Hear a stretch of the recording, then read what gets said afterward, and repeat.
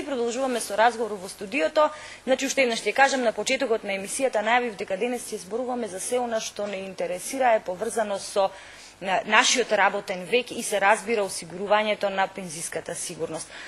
Она што постои како мислење кај нашите луѓе е тоа дека се она што ќе го сработиме во текот на нашиот работен век всушност ни представува некаква сигурност за пензионерските денови. Но она што е актуелно во последниот период е можноста особено младите луѓе да станат дел не само од задолжителниот пензиски фонд во држава, туку имаат можност да бираат и во приватните пензиски столбови. Најактуелна деновиве, односно последниве неколку месеци, е пензиската реформа и третиот пензиски столб кој што веќе функционира во нашата држава. Токму поради тоа, денес имаме гости во студиото со кои што ќе се обидеме да ви ја приближиме оваа тема, се разбира да ве информираме и да ви одговориме на прашања кои што сигурно ви се нејасни или помалку јасни.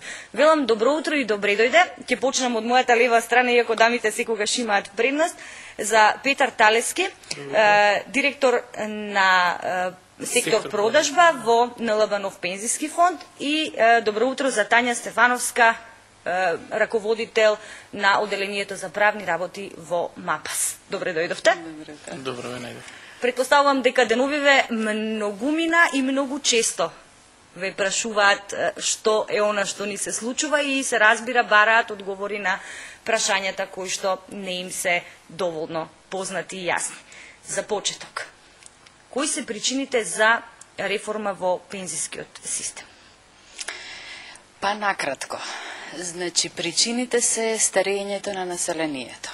Статистичките податоци покажуваат тренд на старење на населението, како во Македонија, во Европа и во светот.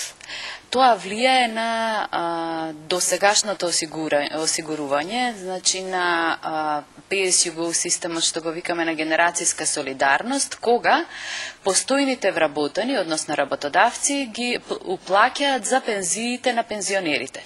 Значи, со тука, со старење на населението се намалува и работоспособното население, односно она кое би уплаќало за пензија.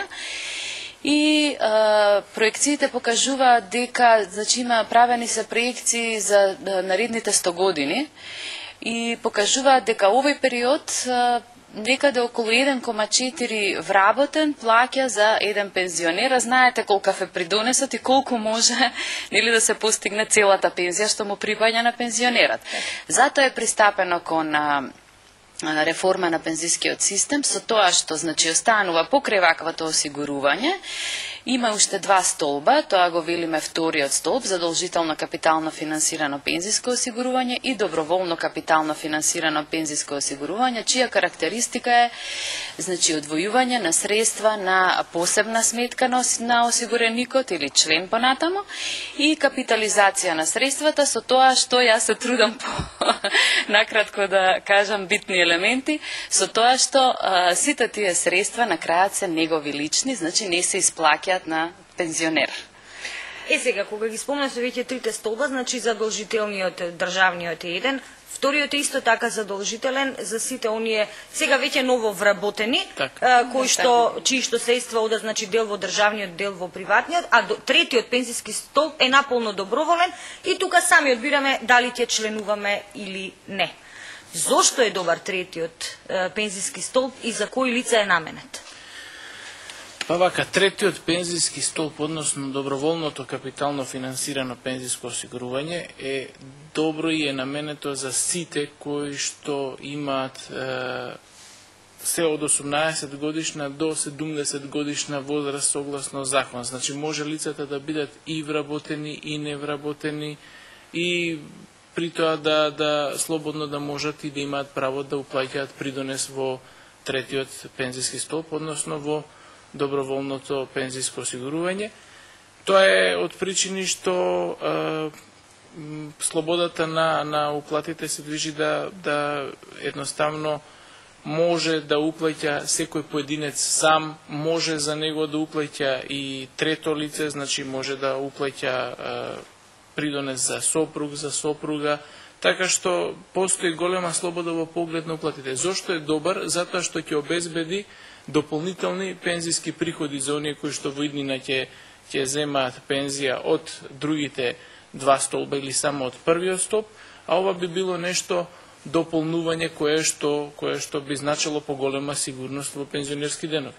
Едноставно, една сума на пари која што денеска е уплатена, може денеска да значи, не знам, откажување од некои секојдневни, да речам, задоволства, пиење кафе и излегување, да речеме, секојдневно. При тоа што би се потрошиле одредена сума на средства, но таа сума на средства, например, доволно плодена во пензионерските денови може да значи задоволување на некои сосема други потреби, затоа што едни се потребите во младоста, други се потребите на стари години. И знаеме дека има ситуации во кои што пензионерите се соучуваат со недостаток на средства, значи со проблеми од финансиска природа. Ова на некој начин би требало да биде соодветно решение кое што би ги ублажило тие потреби и едноставно човек треба да се насочи да размислува за собствените пензионерски денови и како да на некој начин се обезбеди за собствените пензионерски денови. Тоа е продукт кој што едноставно е наменет за сите и вработени, невработени, кои имаат можност или кои имаат можност други лица, например, да уплаќаат за нив. Постои можност исто така, значи, во законот се дефинирани два модалитети на членување во доброволен пензиски фонд, во НЛБ пензија плюс кај нас во пензискиот фонд може да се членува на индивидуален начин, каде што постои индивидуален договор за членство, каде што секој сам како поединец може да се зачлени и постои, така да се изразам, колективен начин на членување преку професионална пензиска шема, каде што може да се членува фигуративно колективно, каде работодавецот може да уплаќа пензиски придонес за сите или за дел од своите вработени. Или работодавец, или преку Сдружение на граѓани. Она што јас го разбрав и што искрено ми се допаѓа, поправете ме ако сгрешам, бидејќи зборувам како лаик, вие сте сепак професионалци во таа работа. А да речеме би било интересно како информација, бидејќи емисијава се гледа преку сателит, па ја гледаат и нашите иселеници кои што живеат во Европа и во Австралија. Да речеме, доколку јас живеам во странство, а имам роднини во Македонија, можам ли јас оттаму да уплаќам овде средства за некого на име на пензија во пензискиот фонд?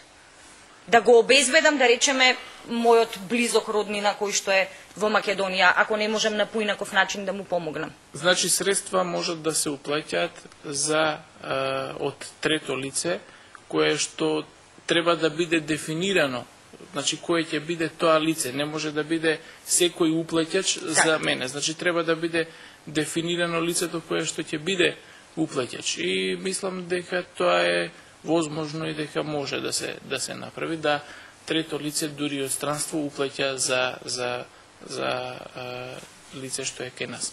Битно е, во Македонија. Битно е во Македонија тој човек да биде македонски државјанин или резидент, значи да едноставно и да е странец, да е резидент во државата.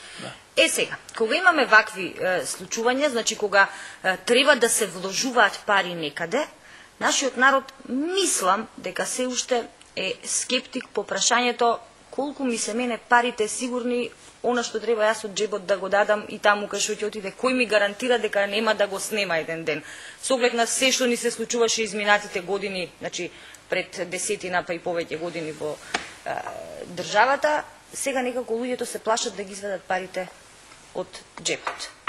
Особено кога станува збор за вакви приватни работи. Значи, довербата во банките се врати, но во овие значи приватни некои фондови се уште има доза на резерва. Да, точно е тоа што велите, значи при креирање на системот е водено сметка за личната, што велите, сигурност, меѓутоа е водено сметка и дека се работи за пензиско осигурување. Значи тој социјален аспект е многу важен и затоа е многу обрнато внимание на сигурноста на средствата. Тука постојат неколку елементи. Ја пред се би ја спомнала Агенцијата за супервизија на капитално финансирано пензиско осигурување, која што го регулира и супервизира капитално финансираното пензиско осигурување. Од тука, значи, таа ги лиценцира друштвата кои што управуваат со пензиските фондови, кои што го нудат доброволното пензиско осигурување. Понатаму ги супервизира, ги контролира, значи велиме дека управувачи се друштва кои исполнуваат определени услови. Значи специализирани друштва, тоа е едниот битен елемент. Понатаму тие се супервизирани и регулирани нивното работење. Друг важен аспект е тоа што инвестирањето на средствата е исто така строго регулирано. Значи, под определени услови, уредени со закон и подзаконски акт и исто така многу важен елемент е диверзификација на средствата, на ризикот, од аспект на тоа што пензискиот фонд, односно парите кои се уплаќаат, не се одвоени од друштвото. Значи, имаме субјект друштво, имаме пензиски фонд кој представува сметка која се чува во банката чувар. И сега тука најчесто се поставува прашањето, што ако друштвото пропадне, мене ќе ми пропаднат парите.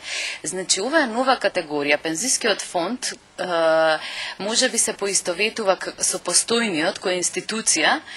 Овде зборуваме за сметка на пари и таа е сосема одвоена која ќе пропадне друштвото и тоа е регулирано, парите си остануваат кај чуварот. Значи тоа е посебна сметка и тие пари се на собственост на уплаќачите, што би се рекло, на членовите. Друштвото нема со тие пари, јас би рекла допирни точки со мој речник, затоа што друштвото само дава налог за инвестирање на средствата на чуварот. Чуварот понатаму го проследува тој налог на берзата преку брокер. Значи друштвото не влегува, да речам, во парите, во сметката. Тоа е само управувач на средствата. Така да тука некогаш се прави забуна. Дека парите се максимално безбедни. Вложените пари во доброволниот пензиски фонд се максимално безбедни. Па да ви кажам, ништо не е максимално и апсолутно. Јас не би се... Но ако гарантираат банките во кои што значи, ако се банките одговорни, тогаш подлежат под онаа заштита на штедни влогови која што... Добро, ако инструментот е во банкарски депозити, да. Значи, тука имаме во повеќе инструменти се инвестира, меѓутоа и тие инструменти треба да исполнуваат определени услови. Например, не може во било која акција да се инвестира, него, да речеме, фирмата ако имала позитивни финансиски извештаи во последните 3 години. Но тоа се уредби на пензиското друштво и тоа се можност за инвестирање кои што тие ги одбираат и за кои што во рамки на закон. Значи, не е тоа нешто по стихија